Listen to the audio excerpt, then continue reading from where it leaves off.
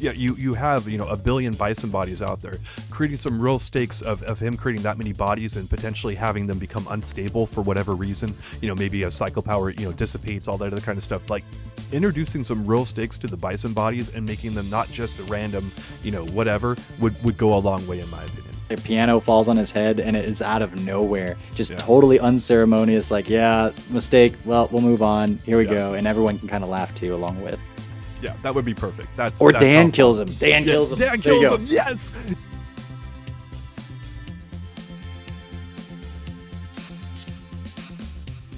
I wanted to talk about 8 characters who may die in Street Fighter 6. But before I get into it, and see, I'm wearing black today. I'm mourning all the characters that we potentially may lose here. But if everyone watching this doesn't mind leaving a like, it actually helps out the channel tremendously. Huge help there. So getting into it, first off, I don't want to cheat with this list and include people like Kin's cousin twice removed, who you've never heard of before. Everyone that we're about to talk about has been playable previously in a main Street Fighter game. Okay, so this is in Street Fighter 6's story. These characters should either die or be dead or stay dead, or... They've got a good chance of dying, in my opinion. Yeah, maybe not all 8 of them, but like I'm going to make the cases for all 8 of them why they probably should die, or at least some of them at least. Right? And is this a fighting game death where you can come back or be sleeping, or is this like and it means that they're not coming back for Street Fighter 7? I personally feel like the death should be a little bit more permanent, but we're starting to get into areas of time travel and other stuff. So death is rarely permanent in any video game or franchise or whatever. No one's ever really gone. So it means that they're not in Street Fighter 6, maybe not in 7, but we're not going to go that far. Well, no, I would actually say some of these characters will be in Street Fighter 6, but they're going to die as part of the story. Okay. To move the story so along. It really has to do with the story. Yeah, to introduce some real stakes in some of these story modes, because when you have a character death, especially someone who's a prominent figure, there's that ups the stakes. It gives you a real reason to follow along with a plot. Like, oh, is this character going to survive or not? Shouts to Game of Thrones, but like it was very shocking when some of the characters died in that franchise, and people were like, who's going to make it to the end?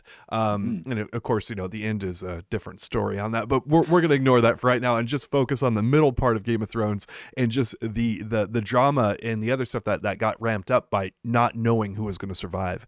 And so getting right into it, at number 8, I have 2 characters. And so it's going to be one or the other, and that would be Ed or Falk. Bison bodies aren't supposed to be extra durable, and in Street Fighter V, Manat actually tells Ed that once he grows up, the he that he is now will cease to be. I would actually take that a step further by killing off either Ed or Falk, as their bodies become unstable due to the cycle power infusion that they had, and the good guys are trying to get rid of Bison's cycle power, which is still out there, right? And that could have the unintended side effect of like, oh, it wipes out one of his potential bodies that he had, and so, if it wipes out Ed, Falk might be on kind of like the edge, and they're like, can we save Falk? Can we get her in there? And other stuff like that can have major implications on the cast. Ooh, I like that, because although they used it somewhat in Street Fighter V, in A Shadow Falls, this ticking time bomb or the ticking clock, that's what they did with Nash. He comes back, but his time here is limited. Like he's eventually going to deteriorate again. He's only Frankenstein together. And yeah, if you wanted to make it one or the other, maybe you could make it, well, there's a lot you could do here, but maybe have the example happen to one of them, die at the beginning of the story. The other one is now like the decaying version of themselves. The ticking clock is always there, and maybe they're starting to break apart Oni, and there's like some psycho power coming out or whatever. Or maybe they're super old. Like the super old version. And then you could mess with some of their moves and whatnot and their movements. That's really cool. And immediately those two are 2 characters that I've never cared that much about, all honestly. Yeah. But just the idea of a ticking time bomb for one of them, especially if you heighten the stakes by showing what happens with the other one early on and them trying to change their fate in some respect, that's really cool. And maybe it's been done before, but do it. Absolutely. Yep. You make Falk interesting. Yeah, you have, a billion bison bodies out there. Creating some real stakes of him creating that many bodies and potentially having them become unstable for whatever reason. Maybe a cycle power, dissipates, all that other kind of stuff. Like introducing some real stakes to the bison bodies and making them not just a random, whatever would go a long way in my opinion. So getting into it next, we have number 7, Zeku. This might be a little bit of an unusual choice for some people, but Bushin Ryu teachings say that to become the head of that martial arts style, that ninjutsu and stuff they teach. You must defeat the master in a battle to the death. However, when Zeku won, he didn't kill his master when he beat him, and then Guy did not kill Zeku, obviously, when he beat him as well. So what The I rule propose, has no authority anymore. yeah, well, that's kind of the point. So what I propose is that a young and up and coming ninja wants to take the title of the Bushin Ryu Master, and he tracks down Zeku, who's fairly old by this time, and kills him off, as should have been done previously. And then he lets Guy know that he's on his way to find him and kill him too, to restore the previous honor of the Bushin Ryu discipline, which Guy and Zeku forsook entirely by not killing their masters. So there's a reason for this. It's like it's actually baked into the plot. This would create some real stakes for Guy and his friends, as there would be a ninja assassin on his way, or his or her way, or they them, to track down and murder Guy. He's not only capable of doing it, he has very valid reasons to kill Guy. And he can have the Zeku mechanic where he changes from 2 different forms, and his name can be Buddy and Friend. that's sounds You're like welcome. Capcom's naming Now convention. that was Yeah, the final missing part to your otherwise awesome piece of the story. Yep. I think we can greenlight it. Let's do All it. right, Buddy Capcom, and Friend. you can send the check to John down here below in the comments. We've left his address and name and phone number and everything down there. Go ahead and send the check to him. So, but anyway, moving on here to number 6, I have Oro. And the big problem with Oro is Capcom probably made him too powerful, but more on that later. The big reason for Oro also dying is he's 7 billion years old. So age is clearly catching up with them. As Oro states multiple times, he's really getting up there and is looking to hand off the reins to someone else. His death is the only reasonable way to do so, because he's hands down the most powerful good guy in the entire franchise, and no one can really overtake him until he's out of the way. He's old as crap, and yet he's still the most powerful character, right? So, John, now I want to get into something not controversial at all, and it's this little known franchise called Star Wars. I was going to say, is he going out like Yoda? Because he's definitely going out like Yoda, right? Well, one of the problems with Luke Skywalker is by the time that we see him in The Last Jedi, one of the new trilogy movies, he's all powerful and apparently can pull down an entire Star Destroyer. You know, those like big ass ships that they have in Star Wars. He can do that on his own with the Force. The Apprentice or Star Killer can do that in Force Awakens, or the Force Awakens games.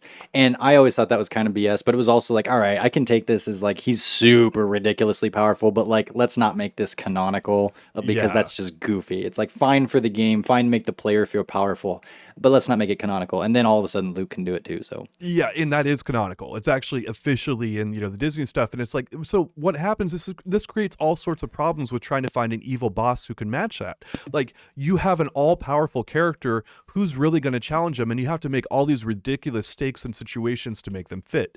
And so this is a problem with Oro, and that's why I want to see Capcom kind of kill him off, because he is supposed to hand the reins off to Ryu or Alex or maybe Luke or something like that. And there's a lot of reasons for the old hermit to GG's himself at some point, basically, and just say, hey, I'm out. He's old. He's other stuff. He's just kind of too powerful. And he's one of the few characters, that I actually like. It's like, yeah, let's just kind of get rid of him, because it's too hard to make him work. And is he really gone? Star Wars. Anyway, at number 5, we have Fong. And a big problem with keeping Fong going is that at some point, Shadowloo ceases to exist entirely by the time Third Strike comes around. Chun-Li and others officially take down Shadowloo. And then it's time for the Illuminati to step in and run the show fully. Fong is second in command of Shadowloo, and this gives him almost nothing to do if Shadowloo is gone. The character wasn't well thought of in Street Fighter V. He's kind of a weenie. His whole premise is being Bison's second in command and being obsessed with the number 2. And all the stuff just falls apart if Shadowloo is no more. And that makes Fong, in my opinion, very disposable. Maybe I don't know that Capcom's done this, but they do have characters like Dan, right? They're totally okay with playing some meta jokes and things along those lines with either Fong, or if I don't know the characters on your list, but if Nikali, he fits in the same sort of an idea. A new character for Street Fighter V that didn't really work, and you want to get rid of them. Maybe you can have some extremely unceremonious way of them dying, and like legitimately dying, just to like, all right, this didn't work, let's kill him, let's have fun with it together. And so maybe Fong is Maybe he's just walking in like the hot dog cart from the New York stage. Like he trips and it falls on him, and he gets crushed Yeah, by a bunch of wieners or something. I don't yeah, know, like yeah, whatever. Or he chokes on something, but just some like piano falls on his head, and it's out of nowhere, just yeah, totally unceremonious. Like, yeah, mistake. Well, we'll move on. Here we yeah. go, and everyone can kind of laugh too along with. Yeah, that would be perfect. Or That's how Dan kills fun. him. Dan Yes, kills him. Dan There you kills go. him. Yes, give Dan something to do. That would be You can perfect. check out the informations in the comments. Send the check to my house. All right, so at number 4, That was a I've got callback. I've got Seth. Seth is another potential bison body. So a number of things we said about Ed and Falk, they could apply there to them. However, they're a robot, so the body rapidly decaying might not exactly apply there, right? However, Sin is part of Shadaloo. And once again, we know this organization gets wiped out at some point, and it makes sense that Seth would also go down with the ship as well. So Seth was destroyed once before in Street Fighter 4, right? But Jury kept their essence around and put it into another robot. But it's not hard to imagine Seth dying again since it happened once before. But this time, their essence is maybe being lost for good. Because it's like, okay, yeah, like Seth was kind of a cool idea. We explored them a good bit, but they're kind of dead like this point around, because we've got to get to the Illuminati. That means Urian, that means Gil, that means Colleen, that means this kind of like new essence and other stuff going in here. How does that strike you?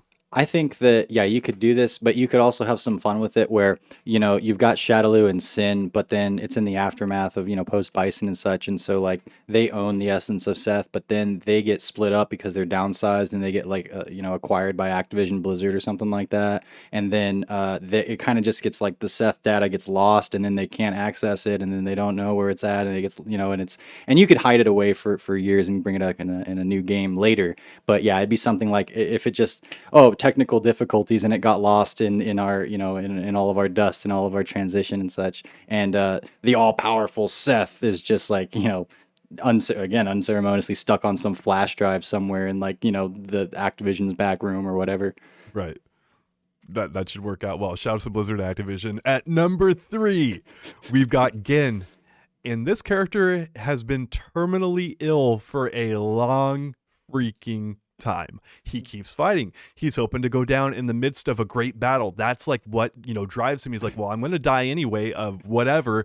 I want to die in the heart of battle, right?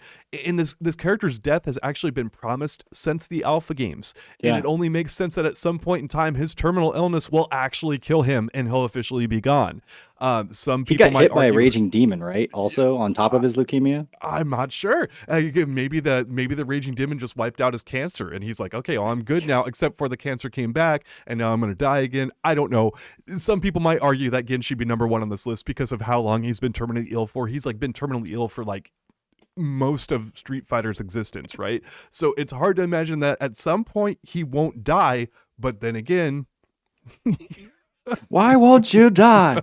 Now, that's a good thing that I'm not the writer for this, because I would just make everything a joke. Like all the characters, like you'd be like, Gen's here, and all the characters like, wait, wait, Gen's still alive? And like just again another meta joke on themselves of like, that guy should be dead. Or maybe he's just trying to die, so he's picking fights that he knows he's like just like totally not likely to win and stuff, or like walking under pianos and maybe walking next to the hot dog cart with Fong, but Fong's the one that dies, and Gen tragically just can't die for whatever reason, and he's like smoking and I would do something like that, because that's totally Gen's personality and would fit completely with the character. But that's yeah. If we see this all in Street Fighter 6, John, we'll know where Capcom got it from. So there we go. So at number 2, we've got Nash. No one's ever really gone. As Street Fighter 5 proved with Nash, Nash has died officially once now, and yet I can see him re-dying yet another time because Street Fighter 6 is expected to go back in time. I know you're holding up too. Here's the thing about it. Nash's body blows up and or disappears, but shout outs to his V-Trigger 1, because he disappears with his V-Trigger 1, and the last we see of him, his dog tags like fly on the thing, but we don't actually see him die. He just kind of like goes like that. But yeah, but his dog tags go with him when he does V-Trigger 1. Fair enough. So maybe this is V Trigger 3. No. Ah, smart. Yes. By the way, what you just said and like how it kind of like breaks some rules of like, oh, well, technically, Capcom would absolutely use that if they wanted to backtrack and revamp something. So that's not at all crazy in this particular context, but most of the time it would be. It should be. I went back and looked at the Street Fighter 5 mode, and I'm like, okay, everyone says Nash dies, he blows up or whatever. I watched it like 5 times, and I'm like, all he does is he grabs Bison's boob, and he starts to absorb all of Bison's power through his boob. And then like it kind of cuts away, and like, there's a flash on the screen. Bison somehow walks away from it, but the dog tags are there and other stuff. So it's not 100% sure. And like, Nash has already been brought back to life again. So he's not really good at this whole staying dead thing. So if he resurfaces again in Street Fighter 6, I also think he will once again die. Oh my God, they killed Nash. And the way I would do it is whatever, however you resurrect him, I don't care. He's in some woods somewhere and they do the circle and they bring Nash back. And then, some Dick Cheney character who's out hunting accidentally shoots him almost immediately. And again, unceremoniously, like, oh man, and we only had one charge in the circle that brings people back to life. So I guess he's officially dead. And now we can move on from Nash. That's how I would do it. Dick Cheney killed Nash. So at number 1, we have M. Bison. Speaking of not staying dead, Bison has died by my count. We're going to ignore that we did a video describing exactly how many times he died. Bison has died 105 times so far. So numerous cast members. Wait, did you actually go back and count? Well, I mean, we did the video on it. We know exactly how many times he died. So, but 105 is what I'm going to go with. So, okay, I thought you actually. I was like, I did that video, or I was the lead on that, and I don't remember how many times he's actually died. And I don't remember 105. Don't look it up. You did a lot more research than me. And no, actually, that's exactly right. You're right. 105. So for the 106th, what should that look like? Numerous cast members actually confirmed that Bison is finally dead now. And I also don't think it would be a Street Fighter game if Bison didn't make one more appearance, right? And that might be him going, the Alpha Bison or whatever, since they're going back in time. But the thing about it is both Rose and Oro, they state that they can feel Bison's psycho power still out there, despite the fact that he's dead. So whether it's a Phantom Bison or, the alpha version I mentioned before, it's kind of not a Street Fighter game unless Bison dies at the end. So he's number 1 on my list. It's like kill Bison yet again because that's what he's there for, right? Like name a Street Fighter game where Bison doesn't die. I already know you know one, but ignore that for a little bit because he dies in almost all of them. So it's you got to bring that back. Like it's like, okay, if Bison doesn't die in this, what kind of Street Fighter game do you have? That's why he's my number 1 character. And so, like, with the case of Bison or Nash, it's not that they could just stay dead from their Street Fighter V ending. It's that because I guess you said that they're still feeling Bison's presence out there. Yeah, fair enough. Now, do you need them to die, or do you need them to just be out of commission? You need them to die again because it's a tradition at this point in time. It's kind of like in The Princess Bride where the guy is only mostly dead. That's kind of what Bison is right now. I look at him as being mostly dead, and you've got to re-dead him. Like you got to really dead him a lot, and then he's going to be Zelda dead, reference, huh? Mm-hmm. Yeah, dead, double dead Bison. The other thing I was thinking when you're just where my mind went was, especially if we're doing time travel or like reincarnation of any sort, because Bison does that all the damn time, or like transfers bodies.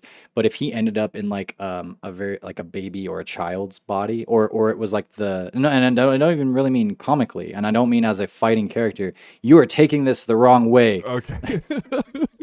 No, where don't give Capcom ideas, John. This is going off the. Bison doesn't have much backstory, and beyond, like when he's like, I'm an evil dictator. That seems to be where it sort of picks up. But like maybe he's a child again, and like Rose is around, but like he's destined to become M. Bison, but he's not M. Bison yet, and so like their influence on him, or they can like futilely try to like steer him on the right path or something like that, or or they're not justified in killing him because he's done nothing wrong and he's actually a really nice guy or something like that as a kid. Who knows? Until that one fateful whatever turned him into Bison. That's something else you could do too. But not if you want to kill him. If you want to kill him, then what you said. Yeah, gotcha. So Capcom, we're gonna see what you do with all these wonderful suggestions here. But if Bison doesn't die yet again this time, gonna have a lot of disappointed people out there. It's kind of like Denny from South Park. You gotta kill him at some point. And how he dies, is that important at all, or Nah, can that be nah, however? how John, can you describe one way that Bison's died over the entire time in the Street Fighter franchise? He just kind of like melts pretty much, and Oh, that's see, it. I would be like, like cinder block to the head, or like, Yeah. there's a lot of things that I can say that wouldn't let us stay on YouTube, so I'm not going to say all those things that are popping in my head right now, but yeah. Dude, Nash killed him in Street Fighter 5 by grabbing his boob. So I mean, He didn't kill him, he just sucked out his invincibility. well, sucked it out through his boob. So I mean, that's impressive. That's the main point. And I don't think that we're going to say anything more intelligent on this podcast, so we should probably end it here. All right.